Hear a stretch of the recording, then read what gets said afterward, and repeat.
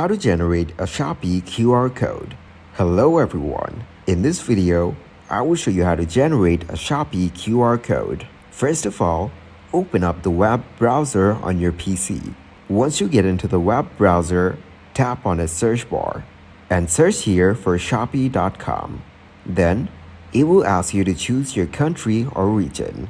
Now that you're into your Shopee account, click on your profile icon from the top right corner. Then, it will show you the drop-down menu. Now from here, click on the Logout button. After that, tap on the Login button from the top right corner. Then click on the QR code icon from the login.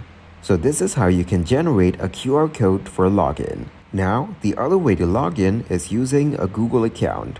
You can choose your Google account and you can log in with it. When you successfully get into your account, click on the download button from the top bar. From here, you can see the QR code of the app and download the application.